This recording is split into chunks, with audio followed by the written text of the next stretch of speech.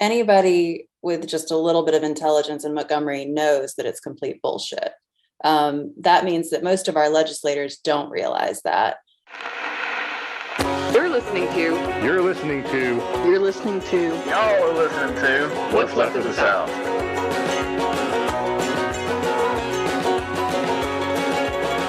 All right, y'all. So we're not going to do the normal intro like last time because for a bunch of circumstances, if y'all remember Swift Justice from our last episode, he is back on today. And also Lauren is back on. Lauren is on for the first time. We're glad to have them both from the podcast Radical. They're also activists. So Lauren, real quick, if you want to just quickly introduce yourself, and then Swift, if you want to just introduce yourself again for the new listeners, and then we can get right on into it. Great. Thank you so much for having us. My name is Lauren Ferrano. I am with the Woods Foundation, which is an organization that investigates wrongful convictions and excessive sentencing and prison conditions in Alabama. I grew up in Birmingham, left for about 10 years, said I was never coming back, but lo and behold, here I am, and just trying to take on ADOC one day at a time. Hell yeah. And Swift Justice still there? Yeah, man. I'm just a freedom fighter in Alabama Department of Corrections. We call it the Plantations, where I come from. And I've been actively an activist or a freedom fighter, so to speak, throughout the prison movement here in Alabama, not only in just Alabama, but across the nation as well, since 2015. Hell yeah. Glad to have you back on, Lauren. Glad to have you on for the first time, and definitely want to do this again in the future because I know that Alabama is going to keep being Alabama. But real quick, start us off. Lauren, would you please, if you don't mind, tell us just a little bit more about yourself, but also the Woods Foundation and the case with Nathaniel Woods and what happened with him, and it's definitely happened with a lot of other people in Alabama, unfortunately, because like I said, Alabama is going to do its thing. Yeah. It's amazing how often these cases of wrongful conviction actually come up. So I'm an attorney. I was a corporate lawyer for a few years. Don't hate me for that. And then started doing more pro bono work and found out about this man, Nathaniel Woods, who was on Alabama's death row. And it was a month before his scheduled execution. So he had been on death row for 15 years. And I started reviewing his transcript, having done one capital case out of Louisiana, but having no real experience. And it became really quickly apparent that he was innocent and that it was actually a big plot to cover up police corruption. So the Nathaniel was accused of killing 3 police officers. So you've got 2 Black individuals who were identified as drug dealers and 3 white officers in this neighborhood in Ensley, outside of Birmingham. And Nathaniel went down for it, and he did not commit the crime. I will stand by that forever. I've spent years researching the case, and we started the organization, the Woods Foundation, to investigate other cases like his, because there's just a real lack of people doing the work and doing it well in Alabama. Was Nathaniel the case where it was that law that like a lot of southern states have with the, in the commission of a felony, like someone died? No, that was not the case. There was, I know it's crazy because these cases get all, because Alabama does this so much, and Governor Meemaw loves to fucking execute people, and it's just one of those things. Like it's mind blowing how much this fucking happens. Yeah. And so here, this was not a case of felony murder, right? This was not, these guys were wrapped up in some illegal activity and someone died in the process. And, that's felony murder. What this was complicity, which is basically when the prosecutors want to get someone for a crime that they were not directly involved in, let's say a murder for hire, right? So you didn't pull the trigger, but you hired someone to kill your wife, you're going down for that, right? Through a theory of complicity. Well, the police here just took this man who had nothing to do with the shooting and said he was the mastermind of this plot to kill the police, because they wanted to get more than one conviction. And the person who actually did the shooting of the police officers maintained that he did it in self-defense and actually wasn't sentenced to death by his jury because I think they believed it. But then the judge in Alabama overrode that sentence and put him on death row, which is another uniquely Alabama thing. We've got 34 people on death row in Alabama right now when their jury said they should get life without, but the judge said, nah, I think I'll go with death. God damn it. Yeah, I'm on your website right now and I was about to ask you about that. Alabama is the only state. Wow. Yeah, Alabama is the only state that does that in the US, right? Yes. So I've been working on a campaign about Alabama's death penalty. Now, I will always be completely anti-death penalty for any and every case. But in Alabama, we've got these two anomalies. We've got judicial override, which actually Governor Meemaw, she got rid of judicial override going forward as of 2017, but didn't make it retroactive. So there are now 34 people still stuck on death row, even though this is not allowed even in Alabama anymore. And then in Alabama, we also allow for non-unanimous jury verdicts, which until just a few months ago, when Florida allowed for non-unanimous verdicts, we were the last holdout state to say that the jury did not have to be unanimous. And that rule came about in the Jim Crow era when the white system was scared that one or two Black jurors would be able to throw their plan in the judicial system. Yeah, Florida loves to execute people as well, so not surprised there. Yeah. Oh my God. So this is something that would have to be passed by. So in order to change this would be something that the legislature would have to pass. They would have to go in and change it. Yeah. So that's the cleanest way to do it. The governor also has the commutation power. So ultimately, every time there's an execution, it is the decision of the governor because she has the final say. So she could commute all of those sentences. So it's 100 and I don't want to get it wrong here, but I think it's about 115 non-unanimous people on death row. Yeah, our death row is the largest per capita in the country. If we didn't have these two weird rules, then Alabama would have about 20 people on death row, but we actually now have about 170. And Alabama is facing the same problem that a lot of other states are facing when it comes to the drugs that were used to execute people have been sort of phased out. And now they're just kind of playing science experiments with people, right? We don't really have a clean method of. I'm also, I'm not going to speak for Kyle. I'm also adamantly against the death penalty. I think the state should put anyone to death. That's okay. I'm with you. I was like, I'm pretty sure Kyle's with me too, but like adamantly anti-death penalty. I don't think the state should put anyone to death at all for anything. But could you go into a little bit about that? It seems like, I know Alabama and I think Oklahoma and a number of states are like just it's not just that they're on death row. It's the fact that when their execution comes up, they don't really know if what they're going to do is actually going to kill the person.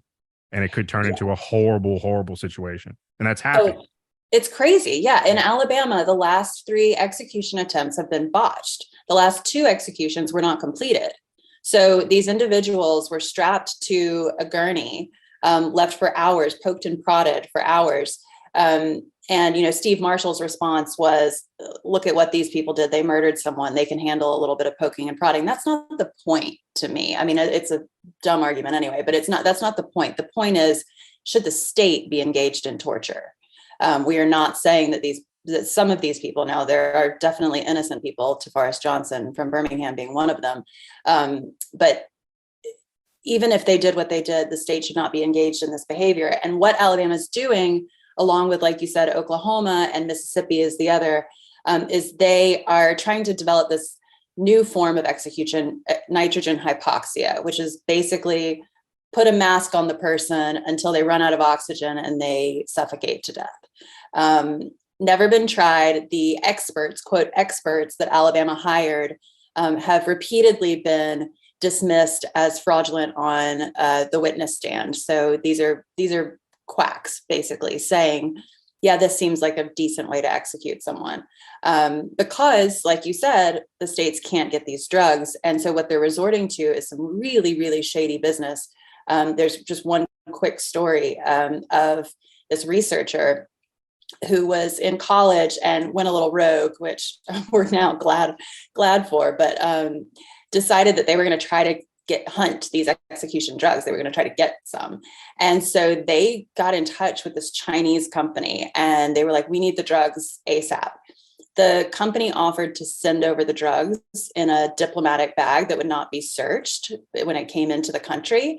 And when this student pressed it a little bit more, the company offered to sew the drugs inside of a teddy bear so that they would make sure that they would get through. So, I mean, many states have decided we're not going to break the law to get these execution drugs. Alabama is not one of them. So we don't know how Alabama gets its drugs, but we know that Louisiana, South Carolina, Idaho, all of these other states have said we can't get them. So where the hell is Alabama getting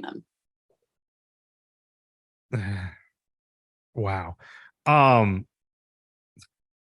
You mentioned somebody's name when you said Tavares Johnson. Can you talk about, is he one of the probably many innocent people on death row, or could you just throw in about his case? Because that name sounds familiar. I'm not gonna... Sure. Yeah. So he is not one of our clients. So just saying that up front, but Tavares Johnson has been on death row for many years. He was convicted of killing someone based off of ear witness testimony. So not eyewitness, ear witness. It's this woman who said, I heard him on the phone admit to doing it. Turns out the state paid her $5,000 for this testimony, and she has been implicated in other cases providing false witness testimony in exchange for rewards. So she's been completely discredited. Even the prosecutor has sided with Tavares, saying we're not going to object to a new trial. And yet the attorney general not doing a single thing. Kay Ivey not doing a single thing. So this man has just spent another Father's Day on death row when he is certainly innocent. And then there's another man, Rocky Myers, who also is very, very likely innocent. And those are just the two that come to the top. I imagine there are others, because we now know that 1 in 8.3 individuals on death row are later exonerated due to wrongful conviction. Like that right there should be the best argument against the death penalty, is the fact that, like, innocent people were killed. Like, I don't understand how anyone could see, like, even if it's just one innocent person, the fact that one innocent person was killed that could be killed by the state for being innocent, like being innocent the entire time and still being put to death. Like, that to me is the best argument against the death penalty. I don't understand how anyone could be for it if that's the case. Like, it's not guaranteed this person had a fair trial and is actually guilty of what they did and then is going to get killed for it. I can't even imagine being in that situation. That has to be a fate worse than anything I could ever imagine. Yeah. And just for the listeners, Nathaniel was executed. We had a month to try to stop it, and we failed, and it was horrific. And I mean, on so many different levels. I know his family well. I saw what they went through. It's just the death penalty creates so many more victims. It does not solve any problems, and the error rate is just out of control. So even for those who insist this person deserved to die, that's not what the biggest argument is about. It's that we have killed innocent people, and we will continue to do that as long as we have this practice in America. Wow. I remember bringing that up in undergrad about the death, and there was still people still adamantly like, oh, but like an eye for an eye that they did. As I say, no, it's stupid. Like, there's nothing logical about what you're saying. It's like the innocent people we know from DNA evidence did not do this, and they were executed. Like, how can you be for this? It's absolutely ridiculous. There's recently, I didn't want to bring up, so the vigil for the victims of the Alabama Department of Corrections, that made the news. And I remember seeing it on Facebook and other social media. Could you talk about the vigil and what it was about? And when people hear like the victims of the Alabama Department of Corrections? Like what does that entail? Like, what does that mean? Yeah, we've seen a lot of protests and a lot of attempts to get attention on what's happening in the Alabama Department of Corrections. And I think that it's met with varying levels of success. And our idea going into this event was we want to highlight the family members who are behind the scenes who lost their loved ones in the Alabama Department of Corrections. So we identified over 260 deaths in 2022 that happened within the Department of Corrections, 266. Keep in mind that at the federal level, if you have a dozen deaths in a year, that facility is going to get shut down. So this is an astronomical number of deaths, many of them from overdose, violence, whether that's violence from the incarcerated population or violence of guards, officers attacking those who are incarcerated. So avoidable deaths, suicides. We reached out to family members and we invited them to gather on March 7th, which was also the day of Kay Ivey's State of the State address, where she was going to be painting a rosy picture inside about how wonderful the state is doing. And so we brought these families together to give their state of the state, to give a recounting of what they had been through over the past year because of the abject cruelty of the Alabama Department of Corrections. And that I want to flow into Swift. I've seen a lot of, I think we've all seen and shared on social media. There was a big thing on TikTok recently about the horrible conditions within the Alabama prison system. Could you talk about the conditions and especially the labor strike that was going on recently?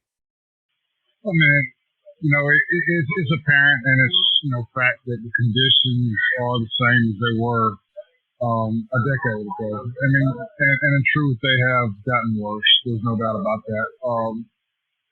And when I speak on the conditions, I speak on not necessarily the conditions of the buildings. I speak on the conditions of the treatment of the individuals inside of the prison system. But just as you just got through talking about, Alabama has a culture of wanting to put people to death.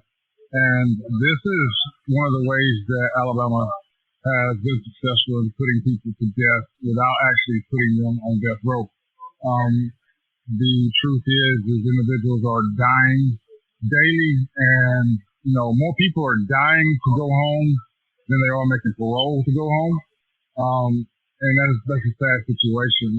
The actual lawsuit that the Department of Justice did is doing nothing. And I mean, it's a slow moving process. We already know that. We didn't expect it to happen overnight. But they put it off until 2024, which is November 2024, still over a year from now. And, back in 2019, when Unheard Voices OTCJ did a protest in front of the Department of Justice for them to file a lawsuit, I asked a simple question back then. I said, how many more bodies do you need before you actually do file a lawsuit? Now I got a new question. How many more bodies do you need before you actually go to trial? So the thing is, it's just like, recently I got word yesterday that a Jeremy James Morgan, I believe he was at State Correctional Facility, was beat to death. And that's just one of many that's been, killed recently in 2024. And as was said a while ago, Lauren mentioned, so many overdoses. And the conditions are just horrible, man. I don't know how to describe it. And I can't describe it to the point of where a listener that's never been inside of a prison could understand it, and especially a listener who already thinks in their mind, so many people in the world think that if you did something to get into the prison, you deserve everything that you're getting. And, that is far from the truth. And then the thing, and I say it and I repeat it myself, and I think the last time I talked, I made this statement. I said, what kind of man do you want me to be when I return back? Do you want me to be an animal, or do you want me to be a rehabilitated individual? Because I can move next door to you. So that thinking and that way of living and seeing other individuals inside the prison system mistreated and treated in inhumane ways needs to leave people's thought pattern. As far as the labor strike, I wasn't even involved in actually um, doing this one, so to speak. I was actually against the short notice of actually trying to put it together. Kinetic and I have gone through orchestrating many shutdowns, not only in Alabama but across the nation, man, and it takes time. So, basically, I backed out of it, and I said I don't want to be a part of something that's not going to be organized and everybody be on board. But I did. I said, I hope you prove me wrong, but I don't think it's going to work. And they didn't prove me wrong, but John Hamm proved me wrong. John Hamm, actually, the commissioner of Alabama Department of Corrections, came in with a new strategy and shut everything down himself, and he didn't let nobody go to work. And in truth, what John Hamm did is he actually give us this shutdown on a platinum platter, not a silver platter, but a platinum platter, because all we had to do then, everybody that was on strike at that point had to do was just refrain from going back to work, period. They did exactly what they normally do. They resorted to bird feeding and not feeding these guys, and not allowing them to go to school, and just keeping them secured in their cells with no movement. So that actually made the individuals start falling off after a certain amount of time, but it actually did last for quite a while.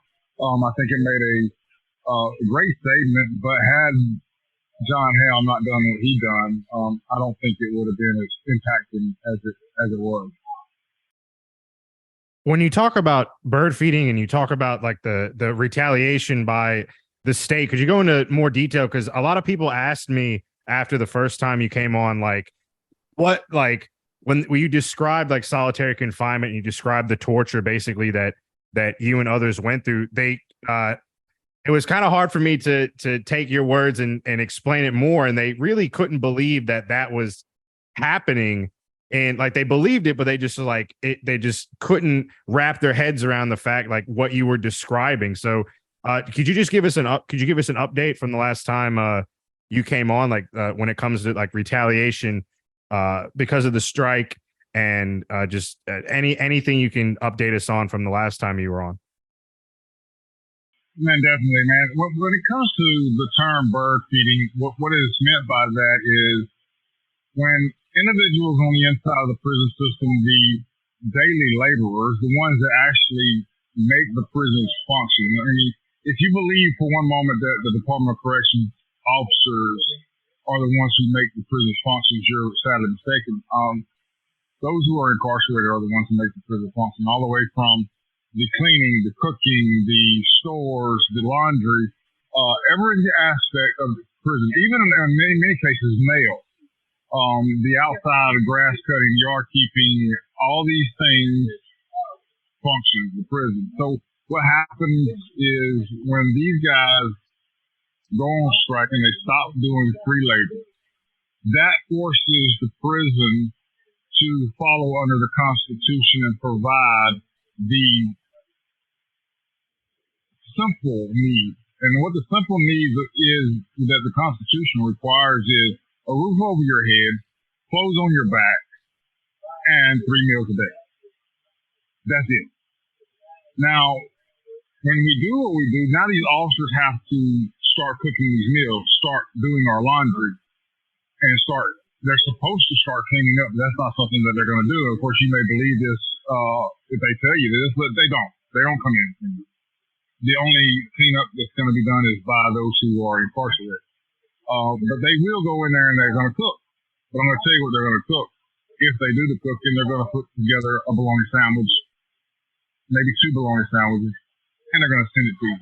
Now, during the process of our last labor strike, the only thing these guys were getting was 2 bologna sandwiches, sometimes just 2 slices of bread and a piece of cheese, twice a day. It wasn't 3 times a day. It wasn't 1 hot meal and 2 sack lunches, so to speak. It was 4 sandwiches total. And that's it. But what you have is you have a lot of individuals inside the prison system, and not just in Alabama, but across the United States. You have a lot of what they call special needs as far as their diet goes, and they required a certain amount of calories, etc. Well, these individuals were also going through therapeutic hell because they were being denied proper intake of calories and the proper food. I do know one individual, he's allergic to cheese, he can't eat meat.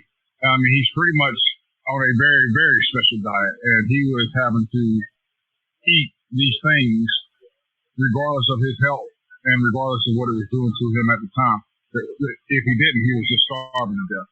So, that in itself is retaliation, and that is what they do. They resort to actually bird feeding in retaliation to make these individuals want to go to work so they can get the amount of food that, is normal for the population to eat again. And food is something that everybody knows. There's an old saying that my mom used to say, the best way to get to a man is to get to his stomach. And that's so true. People really think that if they're going to miss a meal that they're going to die. But when you're actually starting to see pounds drop off of you, by the day, it starts to it starts to kill the spirit of actually standing up and continuing the labor strike. As far as, retaliation in sales, man, yes, we go through that. Kinetic just recently got back out of solitary behind the last shutdown. He did, I think it was close to a year behind that. And of course, you already know that his role in the past has also brought on the officers to actually take out a hit and actually beat him nearly to death. He actually was placed in the ICU unit in Birmingham for quite a few days. He was beaten so bad. There's all kinds of retaliation when it comes down to lockup. You're thrown in the cell. And at one time, Robert Earl did, which is Kinetic, he did 54 months in segregation for leading the prison movement in Alabama. I've done quite a few years myself. At different times. And, it's just something that they do. They try to do that to break our spirits. Governor Meemaw said that the demands were unwelcomed and unreasonable. I guess, what were the demands, if you know them? And then has anything changed? Has anything changed since the strike? I don't remember the demands off the top of my head because I wasn't a part of actually coming up with those demands. I was, later on, asked if, I had any particular demands to add to those demands, not throw a few out there. But, as far as what Chaotic said, as far as the demands being unwelcome, yes, definitely they are unwelcome. I could see, from a intellectual standpoint to where a few of the demands were unreasonable. There's no doubt about that. But there was quite a few demands on there that I do remember that are not unreasonable. And we're going to talk about the Habitual Offender Act for one. There was a demand dealing with repealing the Habitual Offender Act, which is a huge issue and a huge causation of the overcrowding inside the prison system in Alabama right now. That is not something that is unreasonable. And it's actually being shown through the legislation. I do realize and I do know that Appleseed, and I call it a bullshit ass piece of legislation, but they did pass a piece of legislation that would actually deal with habitual offenders that were elderly. It was crazy. I mean, it was a really crazy piece of legislation, if you ask me. I mean, they're saying that you must have done 15 years and you must be over 50 years old. And you must have been sentenced up under the Habitual Offender Act. But if the legislation in Appleseed and other people are saying, okay, well, this needs to change, and they already admitted that it needed to change, that's the reason why they brought in the point system in the first place. But the thing about it is if it needs to change for these individuals, it definitely needs to change for the individuals who were sentenced up under the Habitual Offender Act, period. So what needs to happen under that is not unreasonable, and it should be done today. It should have done been yesterday. One of the things that I did tell the guys and the organizers that needed to be brought up is because, and this is something that I have been focused on for quite a few years, and that is a piece of legislation that would actually bring in some incentives to actually bring down the violence and the drug uses inside the prison system. Because number one, we are overcrowded and we are understaffed. And the only way that you're going to bring this down is you start bringing in an incentive for the individuals that will return back to home, that have earned their way to society and to return back to the prison, back to their family members. And that is to bring in good time for everybody who is eligible to return back to society. As of right now, and as of this past piece of legislation that's been passed, they're actually taking away good time from the individuals who can earn it. And at that time, the only individuals that could earn that at the time were nonviolent offenders. So they're actually starting to take away from some of the nonviolent offenders so they can't earn good time as well either. Wow. So so next question is for both you and Lauren. Lauren, we'll go with you first. So Mima talked about this new super prison that she wanted, like, using COVID funds to build the prison, and there's a lot of backlash about that.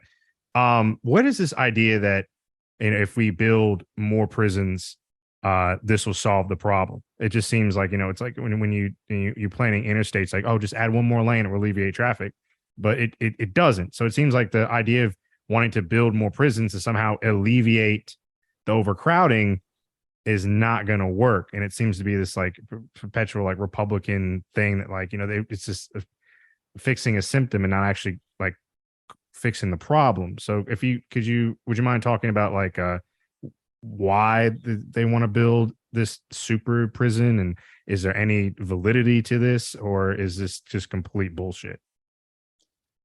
So I think anybody with just a little bit of intelligence in Montgomery knows that it's complete bullshit. That means that most of our legislators don't realize that. I think they have become the puppets to push forward this agenda by the business people who, let's be clear, planned on building these mega prisons before the DOJ investigation. So we've had in the works these private prison companies sinking their teeth into Alabama, hiring the lobbyists, doing the work on the ground, going to meet with these communities, selling the idea of becoming a prison town. And that has been happening since really 2011, but especially since around 2015 and 16. Well, Alabama went through some scandals and we got a new governor, and so things got derailed a little bit, but the plan all along was to build these so-called state-of-the-art mega prison facilities. Now, just a few things about that. The larger a prison, typically the more violent it is. So why are we building larger prisons? Also, when the legislature went into special session, the messaging across the board was these new prisons will not increase capacity by one bed. That's not why we're building these new prisons. We're building the new prisons because the old buildings are gross. Why are the old buildings gross? Because nobody maintained them for 20, 30 years. Alabama actually has some of the newest prison facilities in the entire country. Swift and I did this little exercise where we were looking up how old different prison facilities are across the country, like Sing Sing, and all the ones that people know about, right? Those were built early 1900s, sometimes even later. Angola was from like the 18 somethings, but so we don't need new facilities. What we need is an entirely new culture. I'm stealing that line from Swift. But what's happened is a few business people see this as an opportunity. This is a huge construction project. We've got Cadell Construction, we've got BL Harbert, we've got HOAR, which is so appropriately named, HOAR though. These companies have figured out a way to have a constant flow from the state of Alabama. So it's like, okay, well, we built a university stadium last year. What are we going to build this year? Oh, how about a 2,000 bed prison? And the whole process has been just a disaster. I'm very proud of this. We sort of pushed some of the mainstream banks out of financing these prisons, as they should have pulled out. It's very hard. The banks make a pledge not to invest in incarceration. And then what do? Hope nobody's looking and try to do it anyway. Well, we were watching. And so the plan has been derailed at various points along the way. And Alabama's finance director recently said, we are building these prisons come hell or high water. So we know it is not about safety. It is not about fiscal responsibility. It is about giving out handouts to their friends. Yeah. I think you hit the nail on the head with I love that the handing out to their friends. It's exactly, it seems like it's like as someone who studied Alabama politics, it seems like that's how it always is. It's always just like always handing out handouts to their friends. And it's funny because, the Republicans want to rail against the corruption of government, et cetera, but they're the good old boys that run everything. And they're the ones that the supermajority, and they're the ones giving out all these no bid contracts and all this corruption and all these, fat deals to their friends and their buddies. So it's just the hypocrisy of our state government. There's no end. There's no end to it. And I brought this up on other episodes. They're so entrenched that it's so hard to remove them from power that it's almost like they're just dug in and they're never going to go because they've gerrymandered and they've rigged it so that they are the only ones that are always going to have power. And it's disgusting. And they can't get anything done because they're, like you said, they lack intelligence. They're just failed small businessmen and they suck at it. They really are just absolutely horrible at their job. And it's depressing because people want to leave Alabama, but it's like if everyone leaves, then the people who can't leave are stuck here. And it's just like, how do we fix stuff if everybody who has the means to fix it leaves? And then there's people who can't leave, and then they're stuck here, and it's just going to get worse. Swift, do you want to add anything to Meemaw super jails? And if you have any insight or anything as someone on the inside, like what do you think would happen? Or just any comments on the super prisons that they want to build? I mean, sure, but I want to piggyback off of what you just said about these government officials that are horrible at their jobs. Sadly, if we can sit there and say our government officials, the ones that are elected by the majority of Alabama who are voting, then what does that say about us?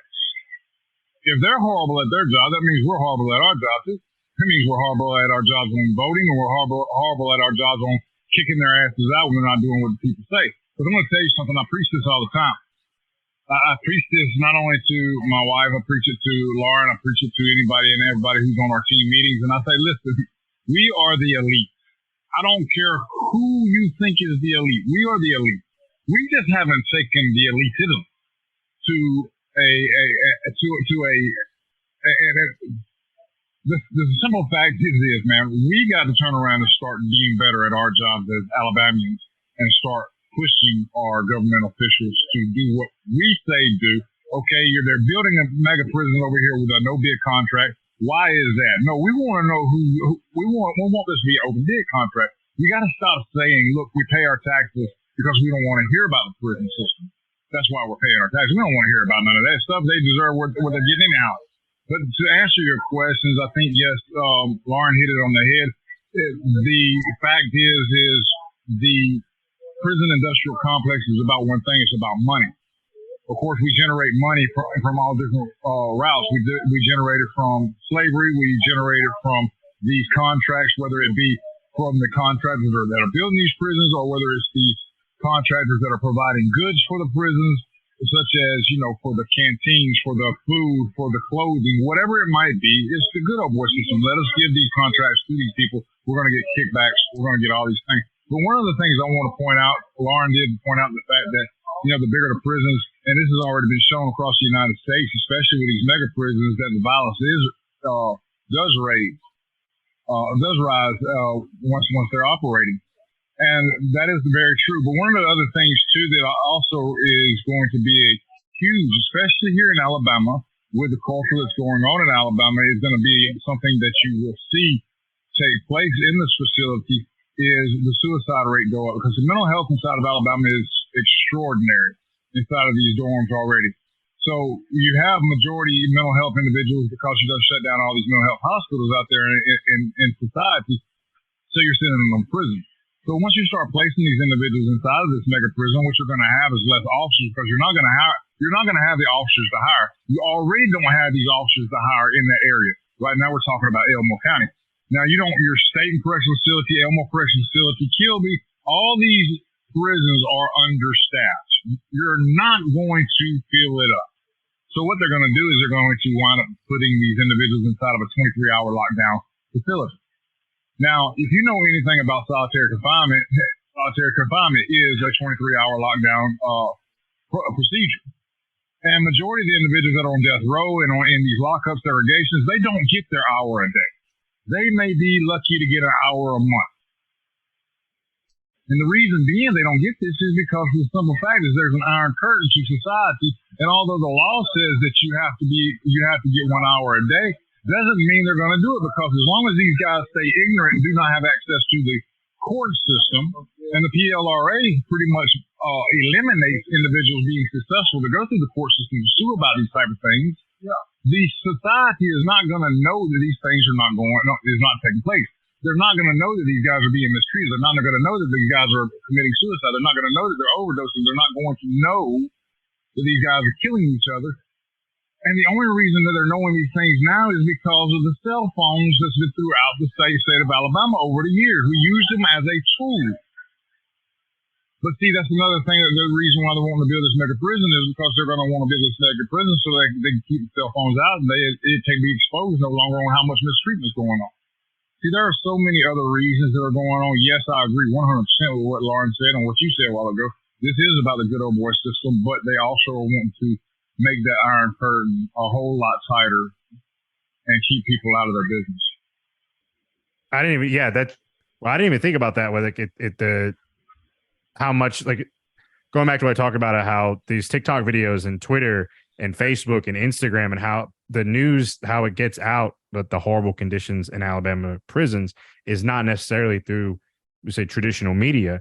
It's through inmates with cell phones. And we wouldn't have all the information we had. We wouldn't be having this podcast probably right now if it wasn't for stuff like that. If we wouldn't have the information, we wouldn't be able to see the horrible conditions of Alabama prisons. I remember one TikTok specifically, some person was in, I think, solitary, and he was like, "Look at this, man!" And the pipes had busted, and water was just gushing in to the room, and he was just like, "This black mold. It's wet. It's disgusting. Like you can't live like this." It's like no matter what anyone does, like you can't live like this. It's absolutely just fucking horrible.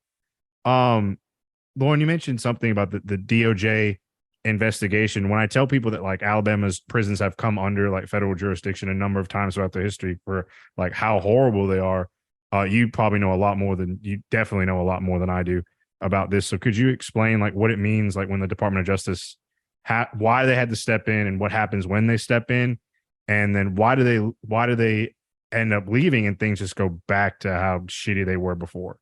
Because I think when I tell people like, hey, you know, the feds have had to come in and like take over our prisons because we can't run them because they're so bad, they look at me like I have two heads. They don't understand that.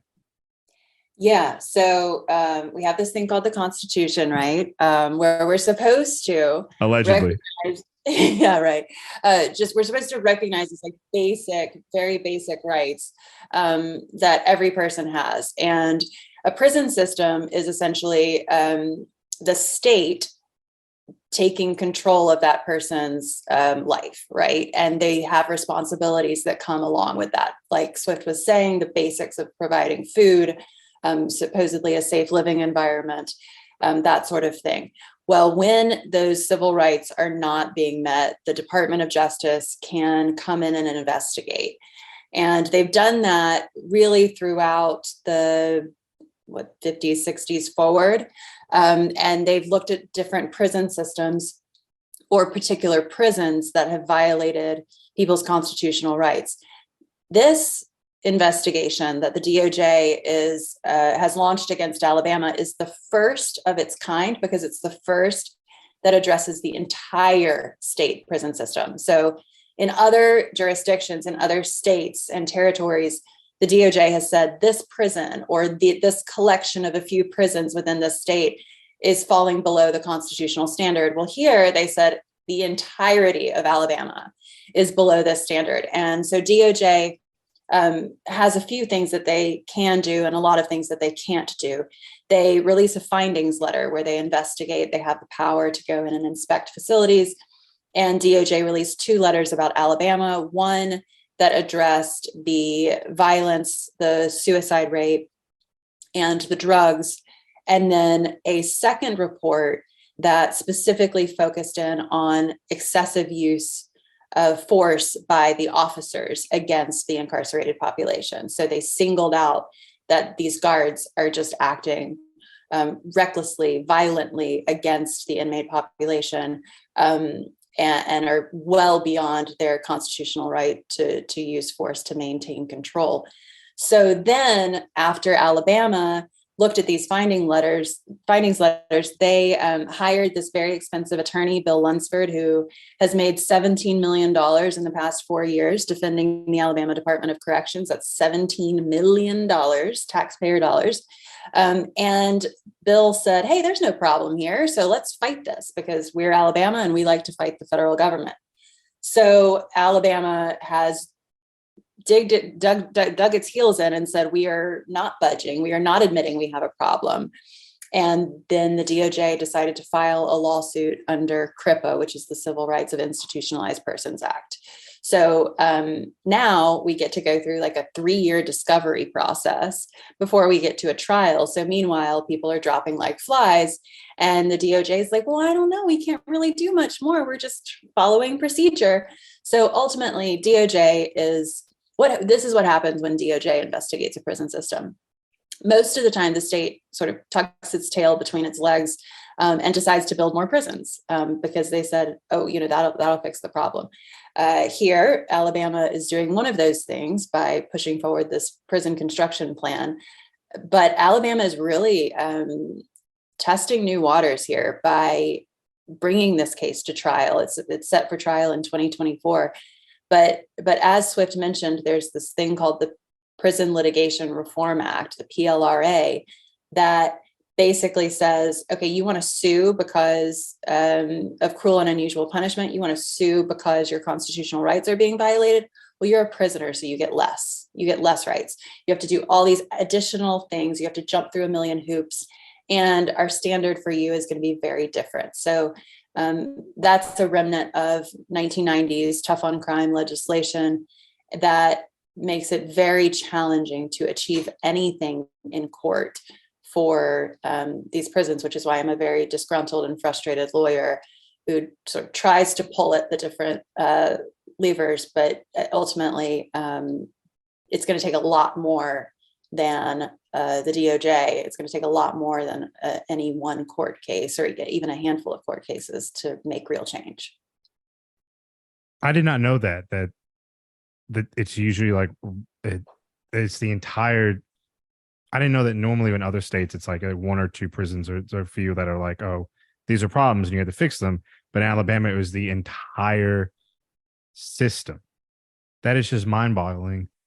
Like I want to say that like, oh, I'm shocked, but at the end of the day, I'm not, because like one of my friends had the saying that Alabama's going to Alabama and it's going to keep doing its thing, and it's not. It's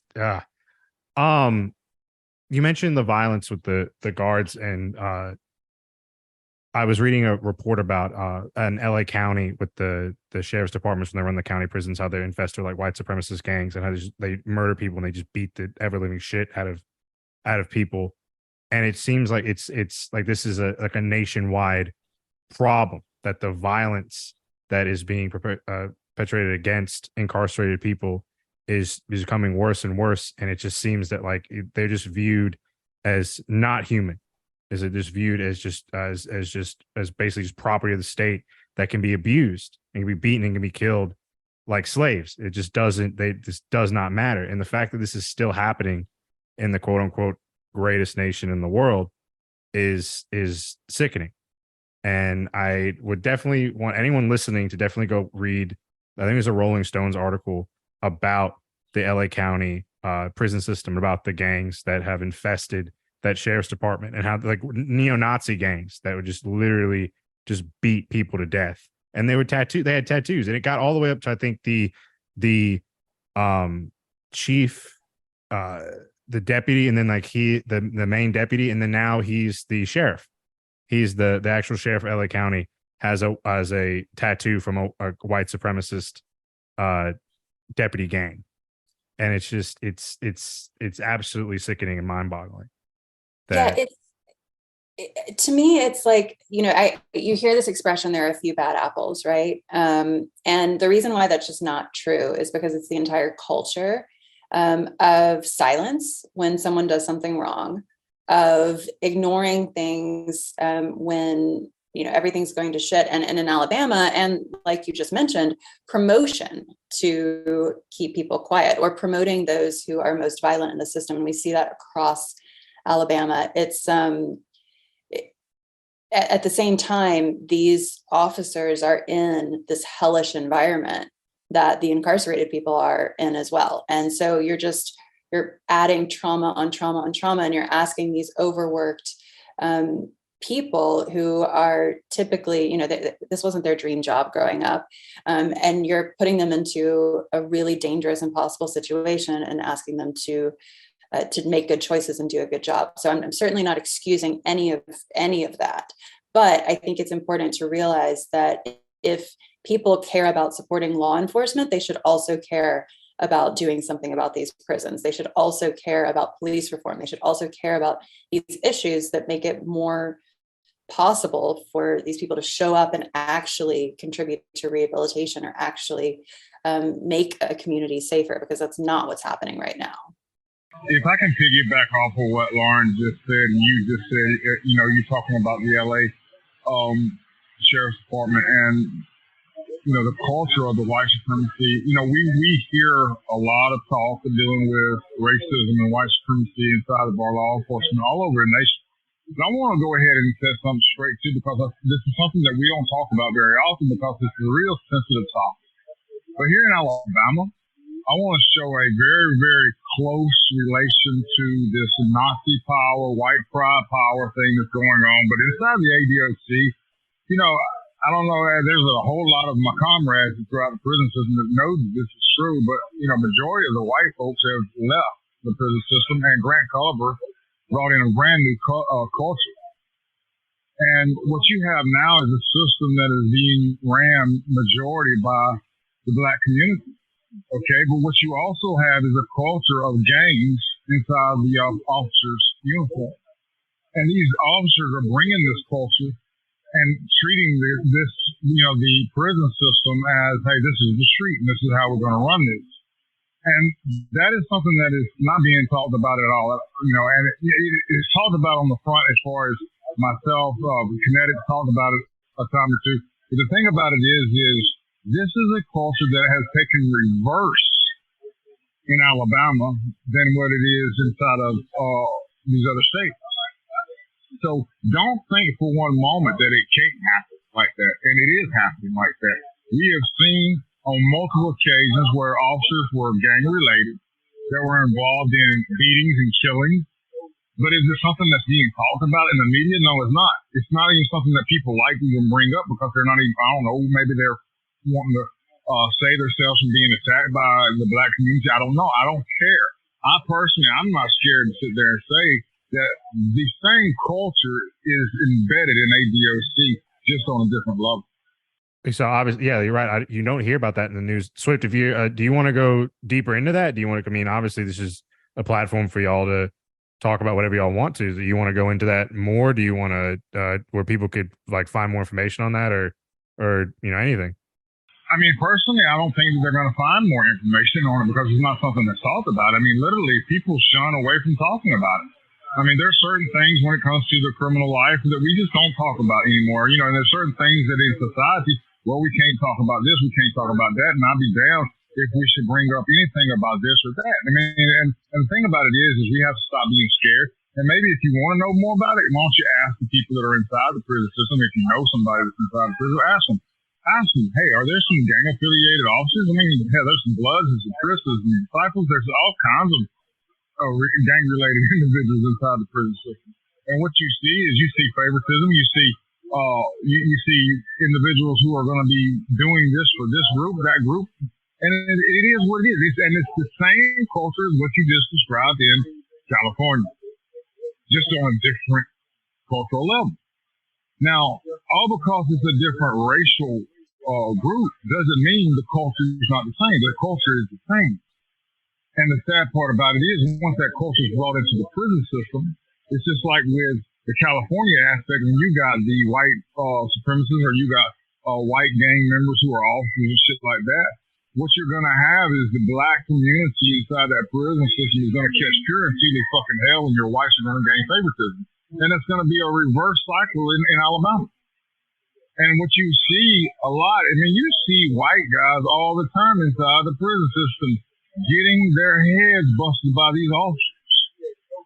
They're easy prey. Because number one, they're too scared to fight back, or they say they're trying to go home, whatever it might be. But the thing about it is they become prey. Not only do they become prey to the officers, but they also automatically are going to become prey to the individuals on the inside. Wow. So you basically, you're getting it from all ends. It's like you have to worry about other prisoners, and you have to worry about prison gangs, and you have to worry about officers and their gang affiliations. It sounds like hell.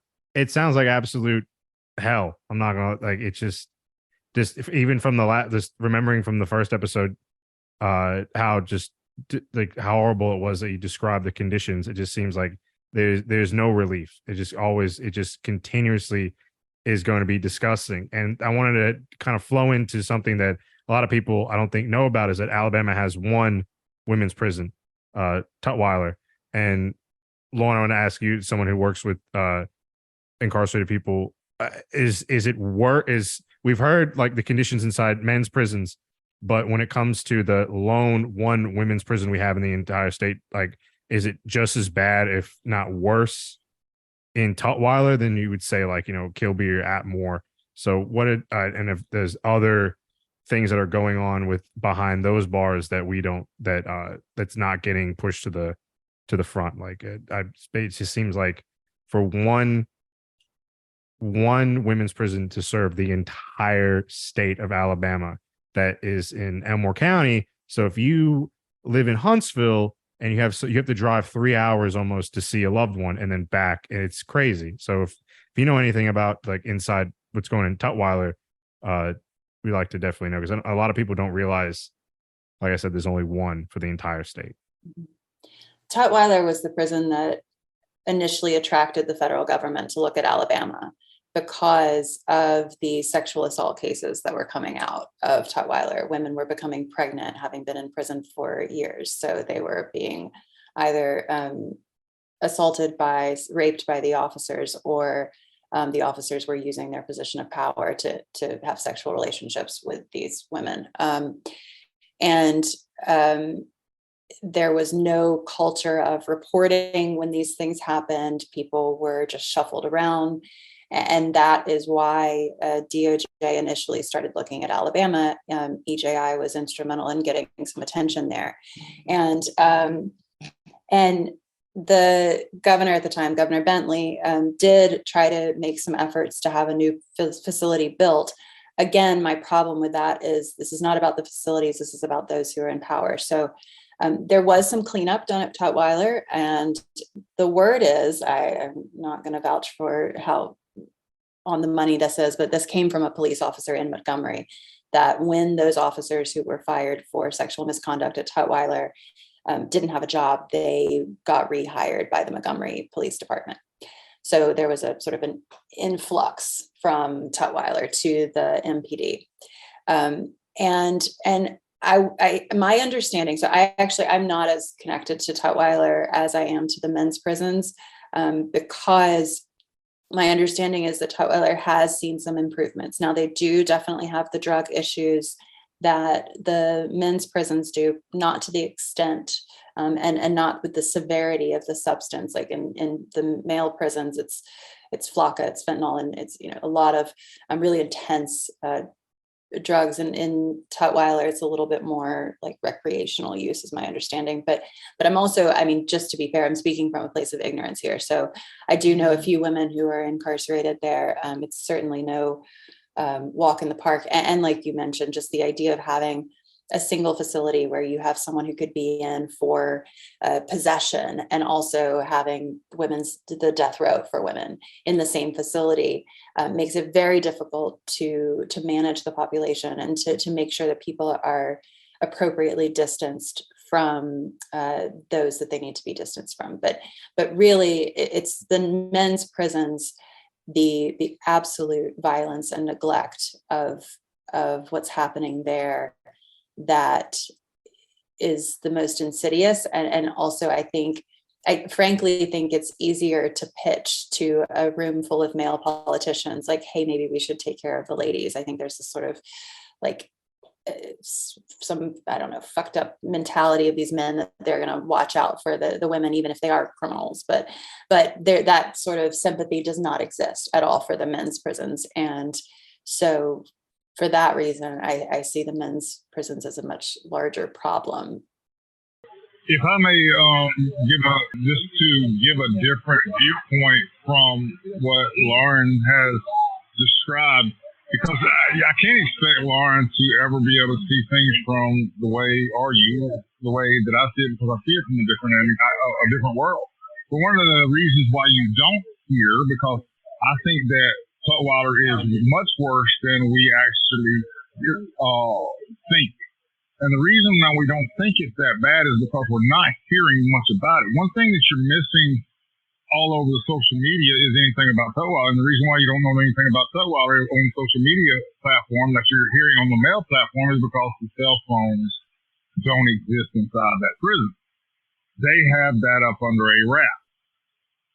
And that in itself also puts the way that these women are able to get this out to the public in a whole different ballgame. They have to depend on lawyers, and lawyers aren't going to sit there and do much of anything. Lauren will tell you, even though she's an attorney and she's one of our teammates, and I hate attorneys. I despise attorneys because they're not going to get out there and put it out there to the media. Hey, this is going on, this is going on, this is going on, because it's a potential case. Or they might be sworn to confidentiality, whatever it might be. And then the family members that hear about it, they just don't believe it's going on. That's just the way it goes. But the thing about it is, I think Tutwiler, we don't talk about Tutwiler enough because I think the information is not there for us to talk about it the way it is in the men's facilities. Definitely. I could see that. I could definitely see like Tutwiler being a lot worse than we actually think it is. I can't imagine having like as the one for the entire state and like having a loved one locked up there and potentially having to drive like up to 5 hours away to see them and taking off time and to have to do that. It just seems just horrible. And the fact that you mentioned with the cell phones, like it probably definitely seems to me like with the facility as it is, and it's being the one that it's a lot easier to lock down and a lot easier to keep cell phones and other contraband in, to keep that out so they can't get the word out about what's actually going on. Just to start wrapping things up, I want to ask this question to both of y'all. If and I don't want to use the magic wand metaphor, but if you could wave a magic wand and fix Alabama's prison system, what would y'all do? Like what needs to be done in order to really get at the problem that we have? Obviously, you know, there's the prison abolitionist movement, but if there was something we could do to fix the problem that you see as Lawrence as an activist and an attorney, and Swift as an incarcerated person, what needs to be done in order to fix this? Well, I'm going to go ahead and say it before Lauren says it. The only way that you are going to be able to fix this problem is to attack it by its root. And that is one of the reasons why we call the podcast that we do Radical. I mean, and that is, very, very true. The only way to deal with the problem is by the root cause. And my opinion about the root cause is society doesn't see the individuals inside the prison system as human beings. And until we change the way that society sees us, there's no way that we're ever going to change the way the culture is inside the prison system. Yeah, I mean, there's no doubt that is true. I think that my more practical and immediate answer would be a few legislative initiatives that we've been working on.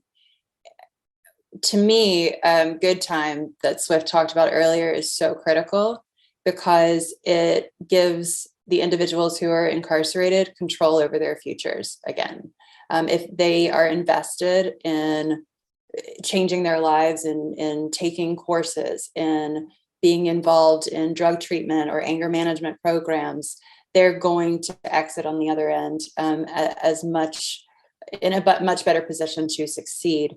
The problem is right now in Alabama, we don't have enough staff to do programming. We can't offer a competent drug treatment program. Counseling sessions are happening through cell doors, in complete lack of confidential settings. So Alabama doesn't have the manpower to do any of this right now. But if you just incentivize people to engage less in violent behavior or engage less with drugs, then you would see the violence go down. I'm convinced.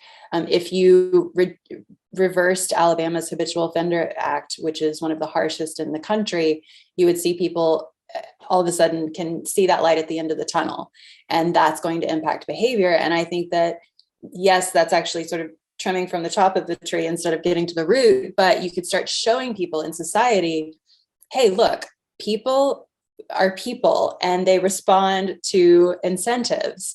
And these people are going to behave a certain way if you start treating them more like a human being.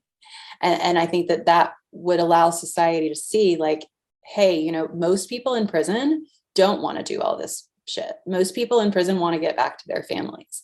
And wouldn't you rather find out which one wants to get back to their families and is taking it seriously while they're still incarcerated instead of finding out on the other end?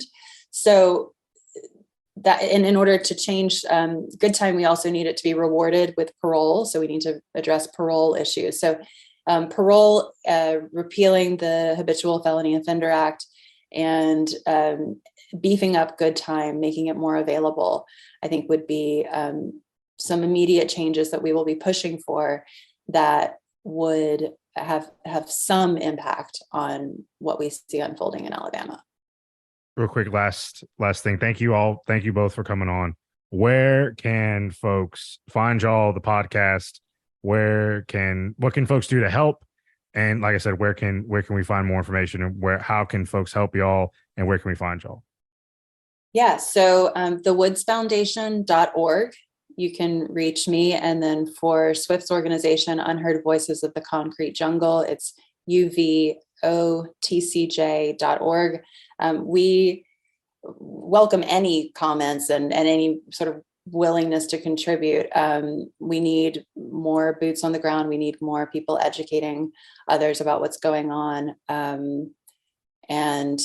And then our podcast Radical is available on, I think, if I'm doing it right, all major platforms. No, yeah, I heard. I know it's on Spotify. I know for a fact it's on Spotify. Yeah, I've taught myself how to launch a podcast, and I don't know, it's shaky, but oh, I know exactly. I know exactly how that feels. Exactly. But it's so fun, and we've had a little bit of a break because prison is prison and it's unpredictable sometimes, but we are going to be back with some new content soon. So we hope that people will check it out. Hell yeah. Swift, do you have any final words? I'm just grateful to be back on, man. And I always enjoy it. And y'all do an awesome job with your podcast here, man. The thing is I just want people to start seeing individuals inside the prison system as people, and I want the people on the inside of the prison system to start rising up and being men. So let's just keep doing what we're doing. I'm going to be pushing hard and continue doing what I'm doing. And I've been kind of quiet over the past couple of years, but there's a real big chance that Swift Justice will start making some new moves. Hell yeah, definitely. That's awesome. So obviously, again, thanks for coming on, y'all. Definitely got to have you back on, because obviously Alabama, like I said, it's going to Alabama, and there's probably going to be some more stuff to talk about related to our horrible, fucking disgusting prison system. Again, y'all, thank you. All our listeners, thank you. We're not doing the regular outro because I don't have it really pulled up, but But yeah, anyway, so thanks for this is so weird because normally I read the outro, but thanks for listening, y'all.